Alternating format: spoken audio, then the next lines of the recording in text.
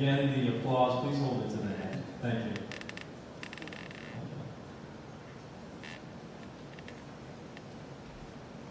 Mr. Bantel, I believe everyone here is familiar with Broadway Avenue and the criminal activity that exists there, the shootings, the violence, robberies, and the drugs.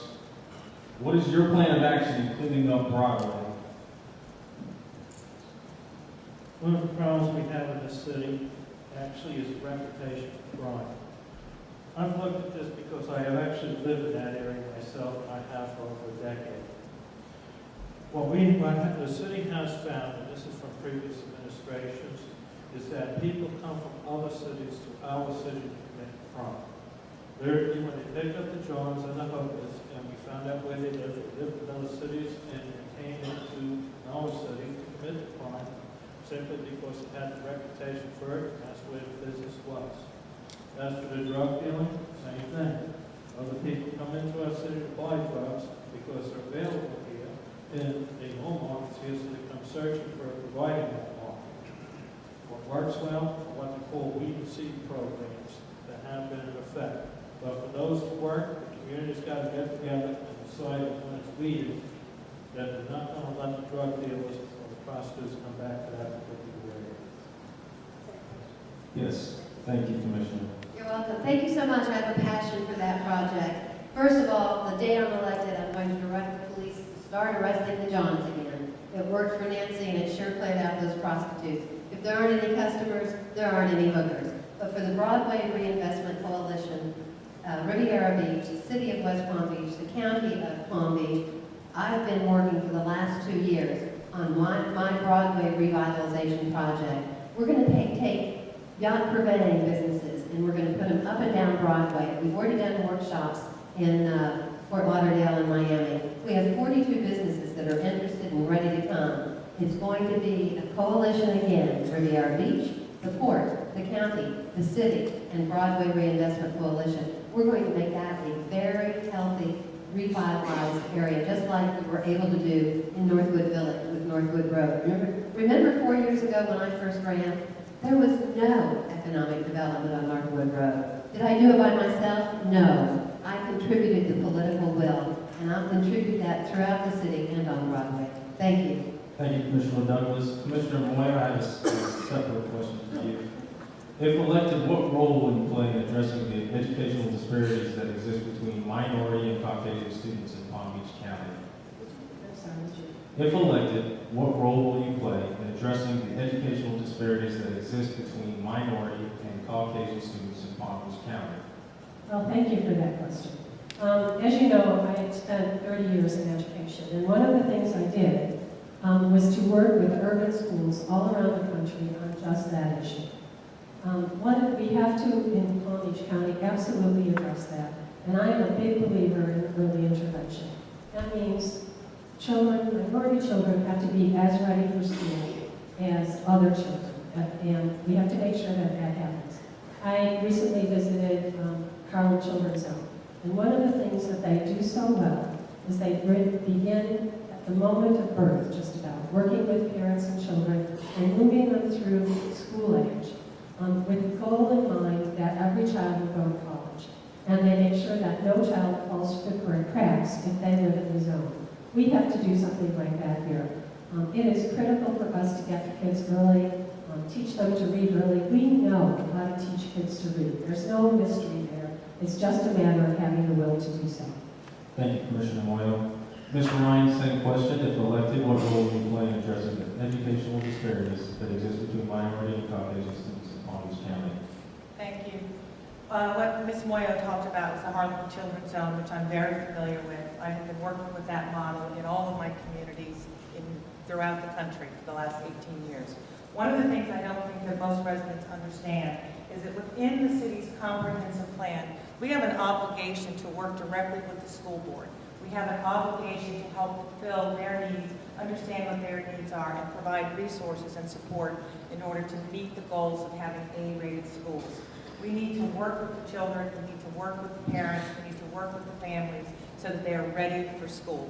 We need to understand what the curriculum is in school, and we need to work hard to make all of the schools in the city of West Palm Beach A-rated.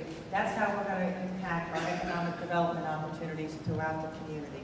So I'm very excited about the opportunity to be your mayor, because we could finally start to get to work on some of the things that we've had in place but have never really followed through on.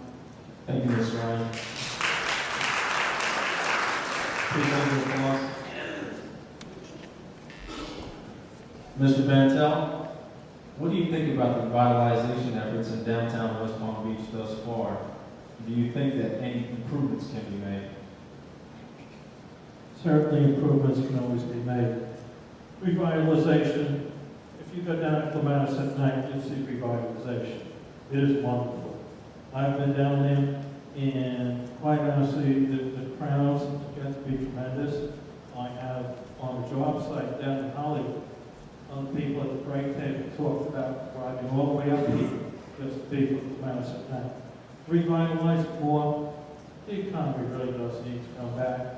That's a big part of it. I mean, people need money to spend, but the ones who can do come in. And plus, what it has done is created pedestrian traffic.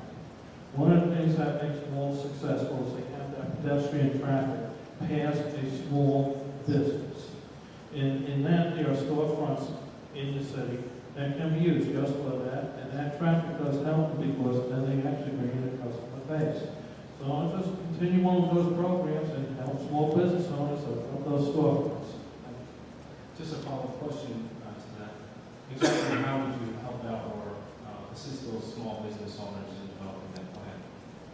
One of the problems with opening up a small business in the city of West Palm Beach is our zoning planning and reviewing.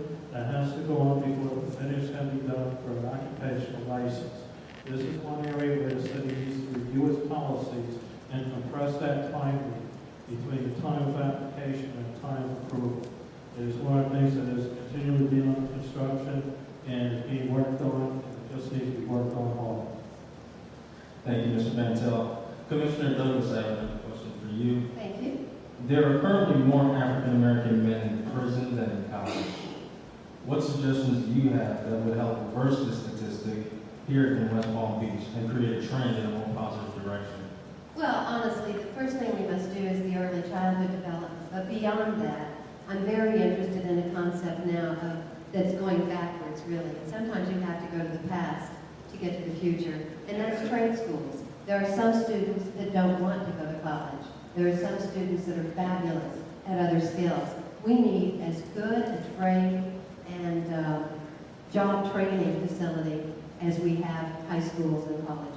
I'm dedicated to that idea. In fact, there's a big note sticking on my desk that says, call so-and-so about trade school. Because if we could create a school where young men could learn to be air conditioning technicians, where young men could learn to be chefs, and there is a wonderful school here for that, but make it available at the local level. Make it available to the high school students that are no longer motivated. Make it available to the kids that think being a drug boy is the only way of life they have. Reach out, test them, get them educated, and help them get jobs. And I think we can do that as a community. Thank you. Thank you, Commissioner Douglas. Commissioner Moya, same question. The question is, there are currently more African American men. Good, thank you. Well, there's a couple things I would do. First of all, it's about economic development and opportunity. We have to go back to how can we attract businesses and economic opportunities to every corner of our city, not just to downtown, not just to Okeechobee Boulevard, but to every corner of our city. We also have to look at how do we intervene before young boys become repeat offenders. And I recently talked with the people from Peace, and I know that this church is involved with that, and they're talking about neighborhood accountability boards that will actually begin to work with young boys before they accumulate a bunch of offenses and then ultimately end up in jail, to try and intervene before it happens. I also know from many years in schools the importance of mentors and of resilience. The young children, the adult males who are resilient are those people who have someone they can go to and talk to and count on. We need to do that. Thank you. I just have a follow-up question to that. Are you actually saying that you would actually institute centers and places for this type of training to occur? if elected? Well,